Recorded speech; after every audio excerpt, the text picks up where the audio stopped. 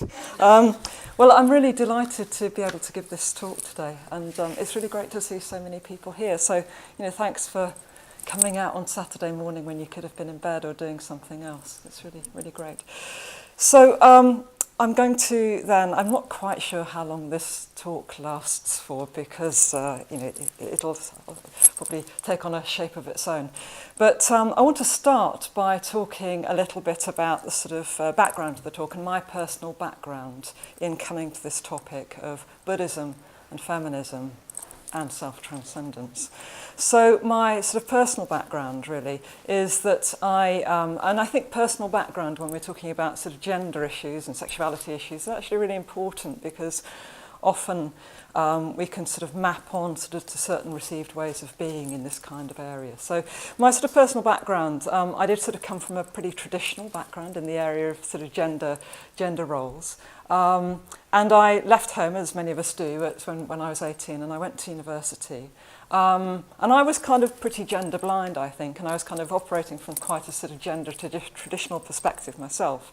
And then while I was at university, I sort of discovered feminism in terms of the sort of whole sort of activist dimension to it. And although I might be revealing my age a little bit here, I went to university as an undergraduate in 1980. So you can kind of do the maths probably. So at university then I discovered sort of feminist politics, and it was all a bit of a new world to me. I kind of had thought about politics very much in the terms of party politics and that kind of thing. So sort of socialism, which was probably a bit of an anathema to the background I came from, was a bit of a discovery for me. And also feminism was a bit of a discovery for me. So I started on that path of sort of gender awareness really through initially beginning, I did French, as you might have guessed by now, French and philosophy at university. And I came through to sort of feminism through that kind of tradition of French feminist writers. Simone de Beauvoir has been a big figure in my life. I'll say maybe a tiny bit about her at some point. But I also kind of discovered feminist activism, and I was at university at a time when there was quite a lot of feminist activism about. It wasn't quite the kind of heyday of second wave feminism and the women's movement in its initial phase, but it was very much a period of gender politics being really on the agenda, and actually it wasn't referred to in those days as gender politics. It was sexual politics and feminist politics. So it's kind of interesting, the way these terms evolve. So I began to be a little bit involved in feminist politics. I went to Greenham Common. I joined Reclaim the Night marches, which are about women's safety on the streets. I went along to feminist discussion groups and so forth. So that's a little bit about my background, really. And I suppose I'll say a little bit more about the location from which I speak in a minute, but I suppose I would say that I do position myself in this talk as a feminist, and I'll, the sort of that big word, and I'll locate that a little bit in terms of what I mean by that in due course. I want to say a little bit also about my Buddhist practice and what drew me to Buddhism as a way of contextualizing this encounter between Buddhism and feminism. So I was resolutely, I don't know if irreligious is the right term, but I was certainly very atheistic from quite an early age. And a configuration of circumstances in my 40s drew me to Buddhism as an ethical path. So I was drawn to it as a path of self-transformation and radical change. And I think in terms of my sort of life course so far, up until about 10 years ago, I've been very frustrated. I think I'd been sort of simultaneously drawn and also kind of slightly repulsed by spiritual practice and religious traditions. And I think as a feminist, as a self-outed, identified feminist and a lesbian, I've been frustrated with the sexism and homophobia, what I perceived as that, of other spiritual traditions. So that was part of the sort of magnetic draw for me with Buddhism, that it seemed less patriarchal as a spiritual path, and it seemed to offer more resources for gender equality.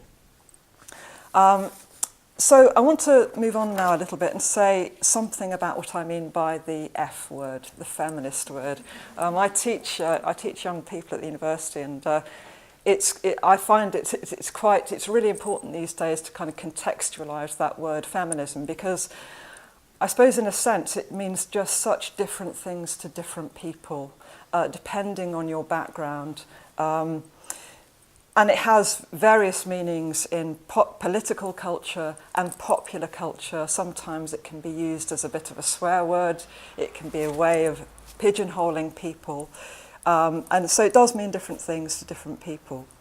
So I'm using it here in a very broad sense to mean a commitment to bring about change in society which ensures equal possibilities of self-realisation for women and men. So I hope that's a relatively uncontroversial definition of feminism. Of course, yes. So I'm meaning it to refer to a commitment to bring about change in society which ensures equal possibilities of self-realisation for women and men, girls and boys. And I'm aware that feminism, it does mean different things to different people, so we might have a sort of sense that feminism as a kind of reformist movement is about social change. We might have a perception that feminism as part of the second wave feminism movement that kicked off in the UK and beyond from the late 1960s, 17th onwards, as a more radical form of politics and political struggle. So I think feminism, self-evidently, is related to the politics of identity, okay, the political implications of identity. It's related clearly to human rights and clearly related to social justice. And I believe it's also based on an awareness and an analysis of the sexual oppression of women in traditionally patriarchal societies with a view to changing that oppression of women. Okay. So from the place that I stand in terms of my personal history and my sort of academic work in this area, I do believe that feminism concerns absolutely everybody. I suppose I want to sort of say that, quite emphatically. So I think I don't believe that it's just something that concerns women. I think it concerns everybody. So I don't also believe that it's only women's responsibility, although women evidently have a particular implication in feminist activity. And drawing on Simone de Beauvoir, who for many is considered to be the kind of foundational thinker of what we understand to be modern second wave feminism, based on her text, The Second Sex, which was published in France in 1949 and translated in 1953. Beauvoir says that women, men and children suffer from the oppression of girls and women. So that's sort of my sort of sense that feminism is part of this sense that I have that feminism concerns absolutely everybody. Of course, people don't agree on how to achieve the changes that feminism might be aiming for. And Beauvoir says that it's unethical to promote the oppression of any social group in society, whether they're women or whether they're any other historically discriminated group. So for her, and I think for me as a feminist, as a Buddhist, sexual politics is an ethical question. So I think that even if I've talked about sort of historically patriarchal societies, and I think that we might think, some people have argued in recent decades that we live in a post-feminist society. That's a really big question, and it's not a sort of an analysis that I particularly share at all. I think that yes, there are certain aspects of our society in the UK now, in Manchester, where which are much more favourable to women's process and progress. I still think there's an awful lot to do. So I think that I approach feminism in that sense as a sort of as a sort of patriarchal ideology which has certain consequences in the world. Okay, so I think that even if many men these days don't individually oppress women, I think it's often the case that a lot of men do still benefit from what's been termed in men's studies by Bob Connell as the patriarchal dividend. The patriarchal dividend, or the kind of slight advantage that you have of being a boy or a man in societies that either are overtly patriarchal or traditionally patriarchal. And I think I observe that societies, institutions and organisations do tend to still favour male aspirations and cultures. So we can, if we were a sociologist, we might look at the labour market and notice sort of vertical segregation. So not lots of women at the top of organisations. There are some, and it's obviously a changing situation. And we might also notice horizontal segregation, that the university where I work, our vice-chancellor is a woman, which is great. And she's a very well-known woman scientist, and she's very keen on getting more women into science. So that there's a sort of, there's sort of vertical segregation in organisations, but also there's horizontal segregation where women still tend to go down particular paths. It's changing. I don't want to be a gloom and doom merchant. I do believe that all of this is changing. And then, we can look at issues around pay and salary. We can look at childcare, domestic work, etc., etc. A lot of these areas are in transition, aren't they? But I think there is still quite a lot to do. And then I think if we look around the world, there is a lot of oppression and violence against girls and women across the world. And while boys and men do suffer sexual oppression and violence, it tends still by far to be girls and women who experience it the most. So I think there is a case to be made that feminism is still very, very necessary in this world.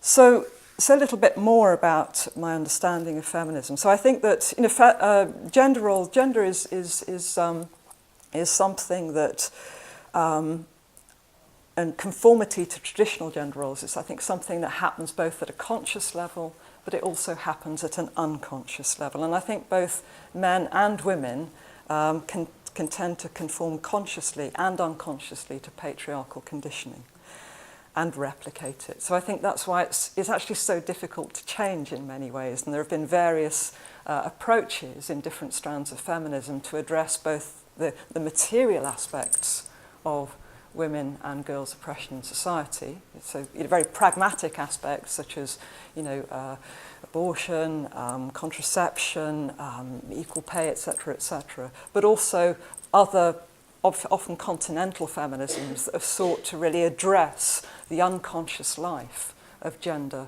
roles and gender conditioning. And I think it's because gender roles are both conscious and unconscious that they can be very difficult to change and to recognise and to change. So I think it's about having that commitment to really examining our behaviour and seeking to change it, because we do tend to be creatures of habit, and I think gender is no exception. I want to then say a little bit about Buddhism. So for those of you, I recognise that there are a lot of people in the room who regularly come to the Buddhist Centre, so you'll have to bear with me maybe. But this is really for anybody that is brand new to Buddhism or maybe has come to the Centre for the first time. So I'll say a little bit about some of the kind of basic principles of Buddhism. So Buddhism then is a non-theistic spiritual path, which teaches us to reach our full human potential or enlightenment by following the Buddha's teachings of cultivating compassion and wisdom towards all sentient beings. And we do this by attempting to eradicate what Buddhism sees as the root poisons of greed, hatred, and delusion. So according to Buddhist teachings, all things, including ourselves, are impermanent. So we're in transition. It's not as grim as it sounds. We're in transition. They have no inherent existence. This is important in terms of gender. And our experience is continually part of a conditioned and co-produced world. So the world is changing and is moving all the time. And we're born, self-evidently, we wouldn't be here otherwise. We're aging as we speak, so we'll all be a little bit older by the end of this talk, hopefully in a kind of good way. So we're getting older, we get ill, and we die. And that's part of this existential situation that we find ourselves in as human beings. And that's how it is. So this, in all of these elements of our human experience, there are aspects of suffering or dukkha for Buddhism. And those kind of elements of primary suffering, stuff happens to us, is something that can't really be fixed because we're part of this big flow of conditions from the Buddhist analysis of the world. So our task, if we're wanting to practice a Buddhist path, is to work to develop skillful responses to our suffering and to try and live from a more creative and a more contented place. Unfortunately, in Buddhism, we have what's known as the precepts to guide us, which are kind of they're not rules, but they're guidelines. They're a bit of a roadmap to help us live on the planet in a slightly, hopefully easier and more contented way. So in all of that, a Buddhist then goes for refuge, or puts their faith in, the Buddha, the Dharma is the Buddha's teaching, and the Sangha is spiritual community. So that's what we're working with when we're working on the Buddhist spiritual path. So I'm now going to move on to the kinds of questions that I want to talk about, having set out a little bit of the groundwork for the talk. I want to address now the questions that I want to talk about this morning. I'll just do a quick time check, okay. Right. So the questions that I want to look at are, to what extent can feminism be considered to be consistent with the Dharma, or to be considered to be a right view? In what ways does feminist activism, feminist struggle belong to what the founder of Triratna Buddhism has called the love mode or the power mode, or maybe it belongs to both, depending on what you're doing. And I also want to talk a little bit about the practice in Triratna Buddhism of single-sex activities and how they might be beneficial for both men and women. And lastly, and this is quite a big ask, but I hope you'll bear with me, what might a Dharmic sexual politics look like? Okay, this is not a prescription. It's just a kind of, I'll put it out there and see what you make of it. What I'm not going to talk about, and I've probably only got about half an hour left, but what I'm not going to talk about, and I can point you to some resources if you're interested in following the question, is I'm not going to talk about what the Buddha said about women. So this is not a talk about women in traditional Buddhism. Okay, so if you're a bit disappointed by that, I'm really sorry, but it's a very big topic. I'm also not going to talk really about the position of women in Buddhism generally. And another big area that I'm not really going to talk about, because it's a huge area in itself, even though it's interwoven often with gender issues and gender politics, is the whole question of sexuality. Okay. So I'm going to start with a quote from a female bodhisattva. And a bodhisattva is an enlightened being in Buddhism. So I'm going to start with a quote from Tara.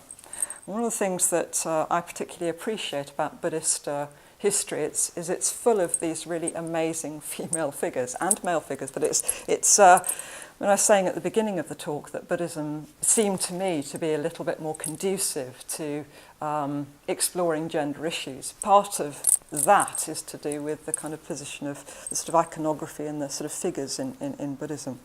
So there's a 17th century Tibetan text on how Tara came into being after her, how Tara came into being. So after her enlightenment, the monks suggested that she take on a male rebirth. And she said, I mean, I suppose it's always a bit dodgy sort of quoting people from the 17th century or even earlier, but anyway, somebody was there and somebody was paying attention. So in this life, so this is what Tara says, in this life, there is no such distinction as male and female. And therefore, attachment to ideas of male and female is quite worthless. Weak-minded worldlings are always deluded by this. So she tells it how it is, okay? And then Tara took on a female form throughout her life as a female bodhisattva or enlightened being. So I'm going to just offer a few comments on that quotation.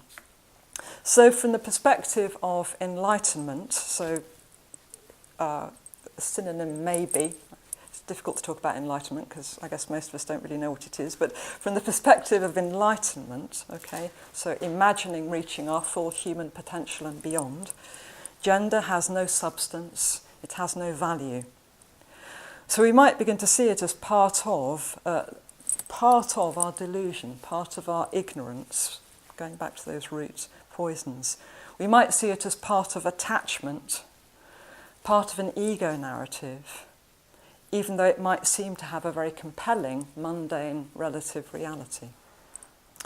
So a central teaching in Buddhism, which is connected to this idea of gender not being substantial or inherent, or not having any absolute existence, is the teaching in Buddhism that there's no fixed self.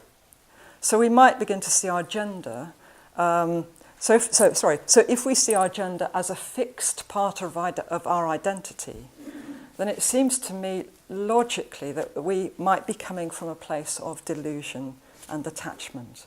Okay, so begin to sort of suggest that gender gender then is not a sort of sense of having a fixed sense of self. And yet at an everyday level, gender can seem very real. I think if we walk out into Manchester, we can look and observe gender all the time. So we might begin to see it as a filter through which we view the world and others. So we might begin to see it as an individual and collective samskara. What that word means is a habitual response. So we might begin to see it as an individual and collective habitual response. Now, in staging this kind of conversation between Buddhism and feminism today, I want to also talk about what I think Buddhism and feminism have in common, okay? And then I'll go on, logically, to say what I think they don't have in common. So, thinking about this conversation between Buddhism and feminism, so I think the first thing that we can observe about this relationship is around the question of experience, okay? So back in the 70s and 80s, some of the big slogans which had a political impetus, they weren't just empty slogans of second wave feminism, were the personal is political. The personal is political. Another well-known slogan was sisterhood is powerful. So personal is political, sisterhood is powerful. The Buddha said, don't believe what I say, test it against your own experience. Okay. So both Buddhism and feminism advocate the importance of experience, of personal experience, collective experience, for a collective project. Okay, so that's the first kind of point that I'd suggest to you in terms of setting up these commonalities between Buddhism and feminism, this question experience. Going back to our own experience and testing those ideas against our own experience. Second point is that I think both Buddhism and feminism see suffering in the world. They see suffering in the world and they want to alleviate it. Okay? Now they might see slightly different forms of suffering, but they do see suffering in the world and want to alleviate it. I also think that both Buddhism and feminism can raise awareness. They're tools of raising people's awareness, okay? Seeing the world differently and enabling us to cultivate freedom, greater and greater freedom and self-realization. So a key practice for second wave feminism was consciousness raising for women and men, okay? So I think both that consciousness-raising aspect, that awareness-raising aspect, that cultivation, ideally, of a greater freedom and self-realization, I think comes from the fact that both feminism and Buddhism challenge these deep-rooted unconscious habits and harming, self-harming, other-harming behaviours that come from fixed identity roles. Okay? And then last point, I'm not saying it's the last thing that Buddhism and feminism ever have in common, but I have limited time. So the last point is that both, I think, Buddhism and feminism can challenge power mode behaviours. They can challenge power structures and power-driven behaviours, which often are aiming to build ego and fixed self-views and fixed views about the world, whether you're a woman or a man. And I want to move on then and say, sort of present the slightly flip side of things, and putting my sort of Buddhist spectacles on. I want to sort of talk about some of the kind of difficulties or pitfalls of feminism for Buddhism. And I'll flip it and do it the other way afterwards. So some of the pitfalls of feminism for Buddhism, or some of the tensions between Buddhism and feminism, maybe that's a slightly better way of saying it, is that feminism can seem quite dualistic. It can be quite rooted in sort of quite antagonistic relationships between self and other. And indeed, certain essentialist feminisms, so essentialist feminisms, roughly translated, would argue that there is an inherent identity to sort of men and women, and particular essential characteristics about being a man in the world or being a woman in the world. So certain essentialist feminisms cultivate an individualism, okay, a very strong sense of personal identity based in enduring sex difference. So I think the danger here, the tension here for Buddhism is that this dualistic aspect of some feminist struggles can reinforce ego and can reinforce a sort of self-cherishing rather than diminishing it.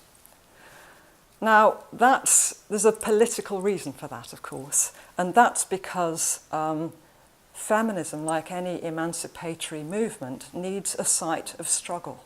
We need to be in a location from which we struggle from. So maybe that's the big difference, really, between it being a political movement and needing a site of struggle, a site of political agency, which creates tensions with Buddhism. I think a second sort of tension is that there is a danger of feminism being quite divisive. A danger, I don't think it's inevitable, but I think there's a danger there of it being quite divisive. There's a danger of shaming and blaming, of orthodoxy. There's even a danger of hatred towards others. So that it can, I'm not saying it does automatically, but it can cultivate aversion. It can cultivate aversion, women's aversion towards men, and men's aversion towards women. It can create quite a lot of antagonism, okay? Now, from a Buddhist perspective, that's problematic because then we're in the realm of, not really addressing the root poisons of greed, hatred, and delusion, okay? So we have a situation where there's a real danger of cultivating unskillful mental states and behaviour, okay, through that dualism and through that danger of divisiveness and the risks of aversion and hatred. Another kind of tension, I think, between Buddhism and feminism is that it can be perceived as a little bit too narrow, ironically. So it could be construed that the injustice of conditioned existence, or samsara, as Buddhists would say, it could be construed that the injustice of samsara can be fixed once sexual equality is achieved. And I think there we kind of tumble into that kind of issue of slightly picking and choosing our political issues. And I do think that, I think there's lots of examples maybe in, well, certainly my experience, I can't speak for your experience, but I think there's also no guarantee that if we flipped things over, if we think that society is patriarchal, there's no guarantee that women would use power any differently to men. Okay. Working in a large organisation, I notice that power and positions of responsibility change people, or they can change people. Okay, so I think that there is no guarantee, and I think then it's about what values are we in service to. So I think we can, we have no guarantee that women would use power differently to men. And then lastly,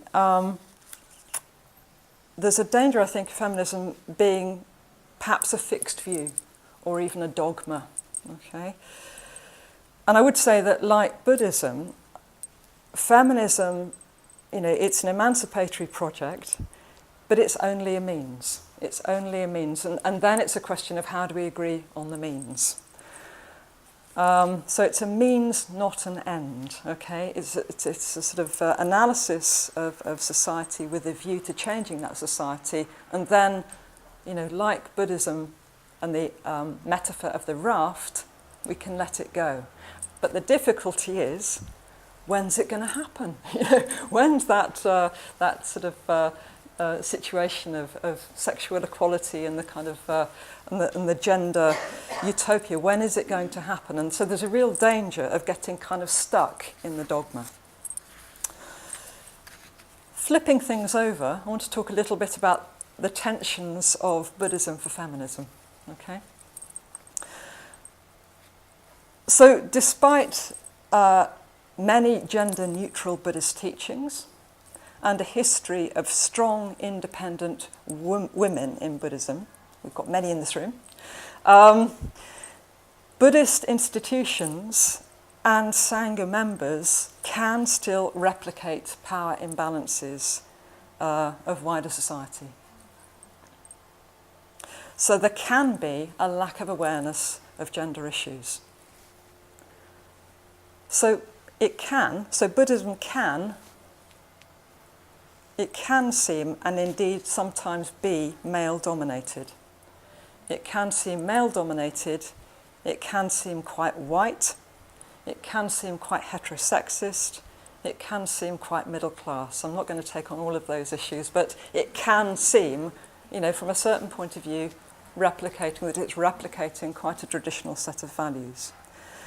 So it might be, we might see this traditionalism, gender traditionalism, because that's my brief, in terms of who teaches, who occupies positions of responsibility and decision-making. Now, this is going to really vary, of course, from tradition to tradition and from situation to situation, but it does happen. So that's kind of one issue. Yeah. So where are the women teachers? Where are the women teachers? Where are the women running centres? Where are the women out there? Who are the big teachers in any Buddhist movement? Are they women? Are they men? The second point that I'd like to make is that, and I did say that this wasn't going to be a talk on traditional Buddhism, so I slightly have to drop this point in and leave you to discover this for yourself if you're interested. But there is also some anti-women material in Buddhist teachings that came after the Buddha. So in some Buddhist traditions, women can be construed as occupying a lesser status. So we might think of certain monastic situations where nuns are subordinate to monks, etc. A third point, and this is a point that hit me quite forcibly when I first went on I went on a weekend retreat, not in Triratna tradition, but I went on a weekend retreat really, really early on in my coming to the Dharma, and it was a monastic situation. So this is my third point, that sexual politics can be seen as unimportant or kind of just cultural, okay? And that if we practice hard enough, all inequalities will disappear. Now that may be true, That may be true, and I'm sure that as a Buddhist I have much more that I can do to practice, more concertedly, more devotedly. Or maybe we just won't notice them. If we practice really hard, we won't notice the gender thing anymore, okay? So I suppose what I'm referring to here is a kind of process of discounting the awareness that sexual politics brings.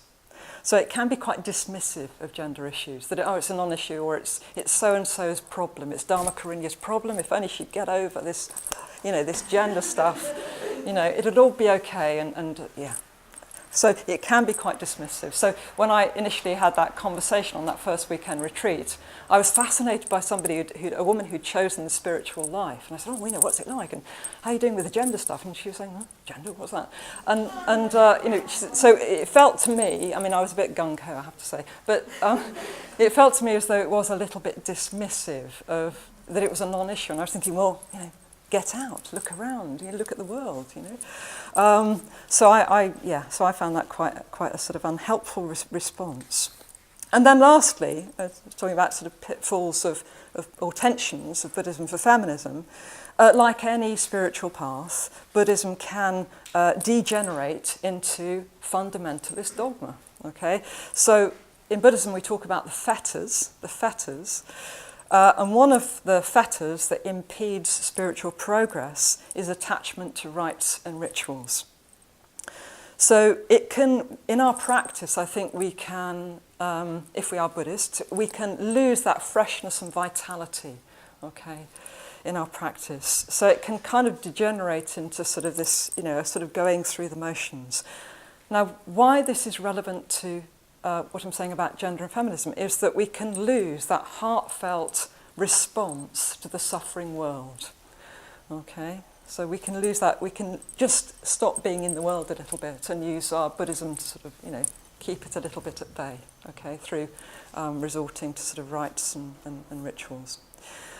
And so this is a whole other talk, but hence the importance of socially engaged Buddhism, okay? And I think gender awareness and gender,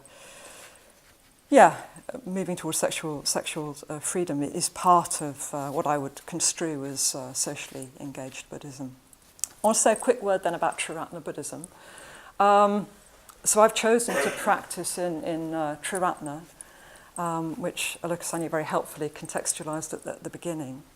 And like any sort of setup, it's not perfect. We're in samsara, we're in the conditioned world, we're human beings, and we're necessarily who we are. So from my point of view, I think Triratna isn't perfect like any situation, but I think to my mind there are some key practices and principles that are advantageous to gender equality. And that's one of the reasons that personally I made the decision to practice in this tradition. So I think one of those, again, from my point of view, you may not agree with this, and that's fine. But from my point of view, so one of these is that it's neither monastic nor lay. So one of the kind of aspects of Sangha, the founder of Triratna Buddhism's vision, was that it was neither monastic nor lay.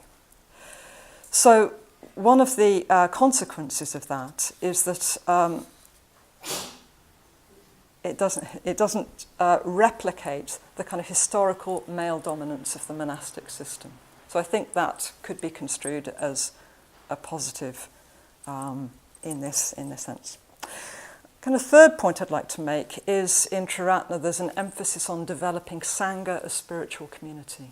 Okay, and I think that's very beneficial because we're actively cultivating Sangha, and Sangha talks about Sangha as a sort of rock tumbler, where we're like, so the metaphor is we're rocks, and so we're in this kind of rock tumbler, and we're rubbing up against each other all the time, and kind of doing the things that people do to each other. We're kind of forming friendships. We're kind of we're maybe irritating each other. We're working with each other, and it's in that kind of tension of the Sangha and the spiritual community that we're helping each other on the path, okay, and that we have a community to practice in, that the community can be a great support to practice in. So from my point of view, I think the idea of Sangha as a spiritual community, the emphasis on Sangha as a spiritual community in Triratna is very, very helpful in terms of this kind of broader question of gender. So we can be working on this kind of issue all the time. A fourth point, and I'll say a bit more about this, is the emphasis in Triratna on single-sex activities. So these are in classes, single-sex classes, single-sex retreats. There is a women's wing and a men's wing of the movement. And there's also equal ordination for men and women. I have a caser around my neck, as some other people do in the room, which means that I've been ordained into the Triratna order. And ordination then is equal ordination for men and women. And women are usually ordained by women, and men are usually ordained by men. So, in theory, women have equal opportunity to take up positions of responsibility in the movement. Another kind of point that I think is important in this particular Buddhist tradition, which I think is conducive to gender issues, gender equality, is the vision of Sangharakshita's vision of the new society and the true individual. And the idea that commitment is primary and lifestyle is secondary. Okay, so it does matter how you live. Okay, we're trying to lead, ethical lives if we're practicing, but it's our commitment that is really important. That's driving us. And then lastly, in my experience, and I can only speak from my own experience, Triratna Buddhism has a commitment to address issues relating to gender and sexuality. Not possibly everywhere all the time, but in my experience, there is a broader awareness of these questions. And I would suggest, in a tiny example, that this event being held at all is an example of that. So I'm going to, I've got 9 minutes left, if I'm keeping to time. So I'm just going to say, I'll run over a little bit, but not too much. Okay. So just say a quick word about single-sex activities and benefits. So I said a minute ago that one of the gender political conducive elements of Triratna was this dimension of single-sex activities. And when I first came to Triratna, it was interesting because I started to go to Buddhism classes, and all the way through I had 2 male teachers, and I found that really, it was really interesting, and they were 2 really excellent teachers, and I'm very grateful to them for having answered all my questions. So I kind of had that experience of some mixed study, and then I was in a single-sex study group, and that was also really, really conducive to my process. But I think people have different responses to the single-sex activities issue. So I'm going to speak. I personally, I think it's a really good thing. So I'm going to speak as an advocate to it, but I realise that might be a perspective that isn't shared in the entire room. So I think that, to my mind, it allows us the opportunity to be more fully, to develop more fully and to be more ourselves. I think this is going to vary according to people's life situation, but it does allow us, if we're meeting in women-only or men-only contexts, it can allow us to be less caught up in fixed gender roles as they are construed in the world. And I do believe that that's true whether you're heterosexual or gay. I think there are different issues, and that's another talk, but I do believe that that's true. So I think there's always the danger of mixed contexts, and I'm not saying that therefore I think every time we meet together it should be in single-sex context. I think we need a mixture. That seems sensible to me. But I think there's always a danger of mixed contexts, encouraging women and men to project onto each other according to traditional gender roles. Okay? So what might that look like? Well, it might be, for example, it might involve women holding back from taking the initiative in a mixed group. It might mean women doing the emotional labour in a mixed group. Okay? it might be that men step forward too much, that they believe, quite understandably, they might believe that they need to be the decision makers, the initiators. And I sort of go back to my point earlier that I made about gendered behaviour is often unconscious, okay? And that's why it's difficult to get hold of a little bit. We can, to use a phrase which I think is a rather nice one from Ratna Prabha, I'll give you some sources at the end of the talk that I found really helpful in preparing this talk. According to a phrase by Ratna Prabha, we can shrink back into traditional gender roles without realising in a mixed setting. So we can find ourselves inadvertently mothering or stepping back or stepping forward, withdrawing from communication in response to other men or women. So this is gender as a kind of samskara. I think there's other sort of benefits to my mind of the single-sex principle is it can create a context for single-sex friendship and role modelling, which I think is very conducive. So I personally have really benefited throughout my life, not only in the Buddhist context, but in a work context, etc., from having really good women role models, okay, women who are further ahead in wherever I thought I might have been going, who modelled behaviour that I thought, oh yes, that's who not exactly who I want to be, but they can help you kind of develop those qualities, give you that little bit of confidence in developing qualities. So I think in the single-sex context, whether you're a man or a woman, you can see positive role modelling which is conducive to self-development. Another point which is kind of linked to that, and it kind of it's part of this kind of terrain of gender being quite an unconscious as well as conscious process.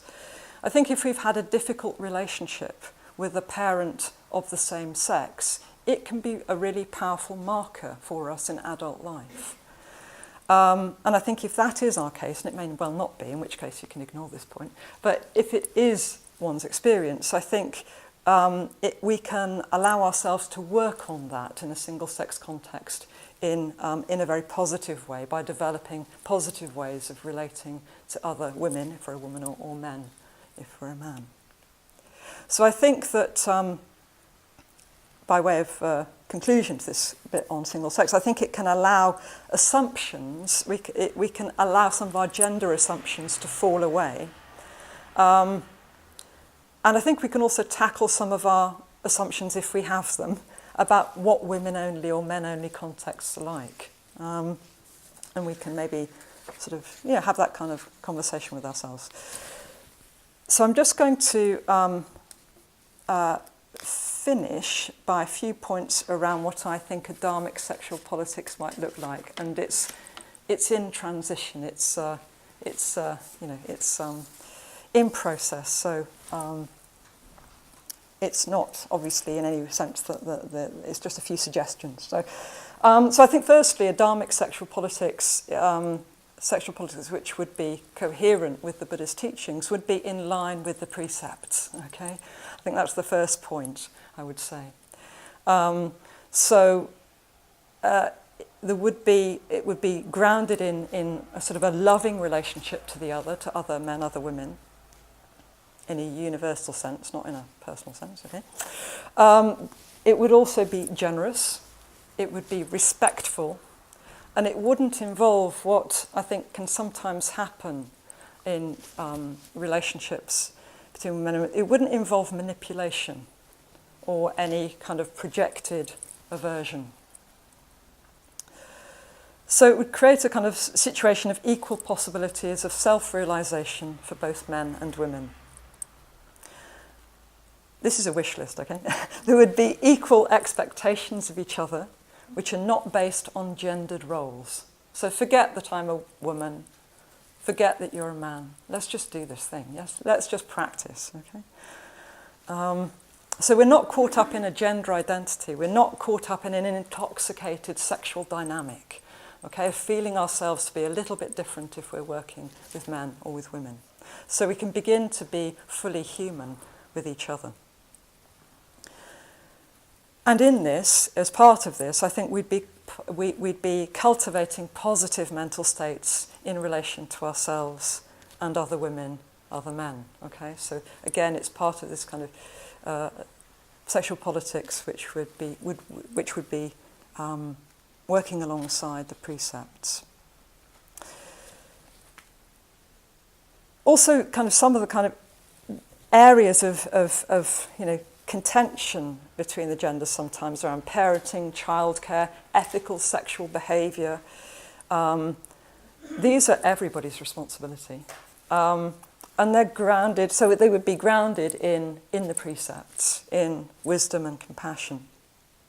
And so I do think that it would give the conditions for true individuality to flourish, for Sangha to flourish, as opposed to individualism or group behaviours, where we're kind of setting up, consciously, unconsciously, insiders and outsiders.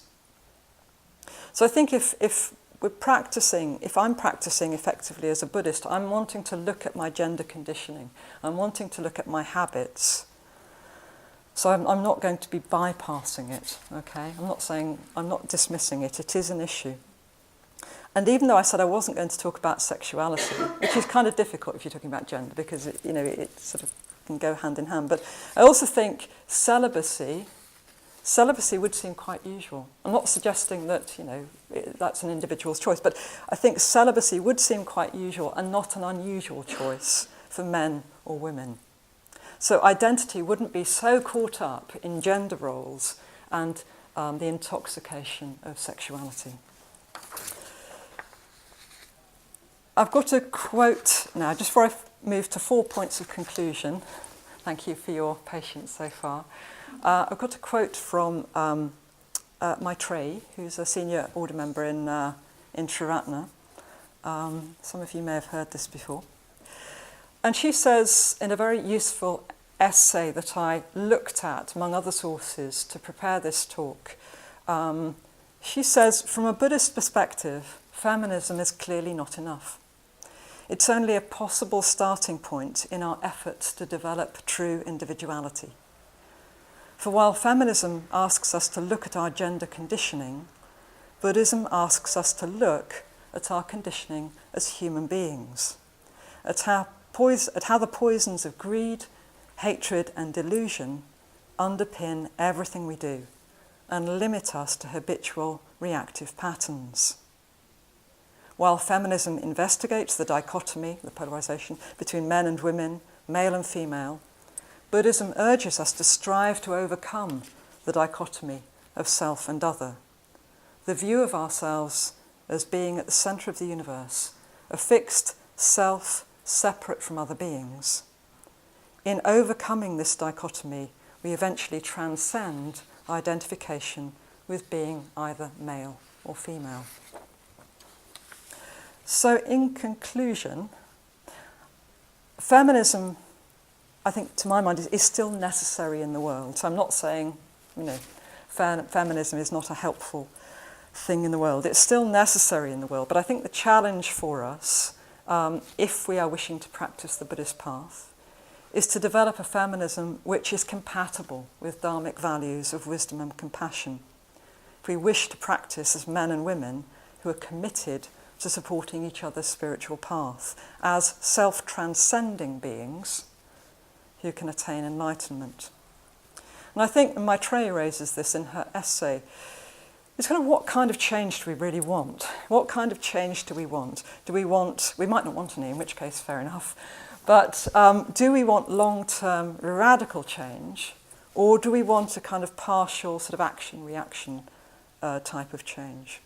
So, from a certain point of view, ironically, feminism isn't radical enough, since it doesn't offer a means of eradicating the root poisons of greed, hatred and delusion, which drive all human beings in a conditioned world. So, last point, I think Buddhism does have the radical potential to achieve the long-term goals of freeing human beings from ego-driven greed, hatred and delusion, and to offer us a path to reach our whole human potential. And just a quick word about some of the sources. I realise I've covered a very broad area in this talk. So the sources that I've found useful, if it's something that you want to pursue yourselves, are firstly a talk by Ratna Prabha on Free Buddhist Audio, a website of Buddhist resources. This was a talk from 2011 on gender and sexuality. I also found an edited book written by women in Triratna called The Moon and Flowers, A Woman's Path to Enlightenment. Some of you may know this. This is edited by Kalyana Vacha, and it's where Maitreya's essay on Buddhism and feminism can be found. And that was published in '97 by Windhorse.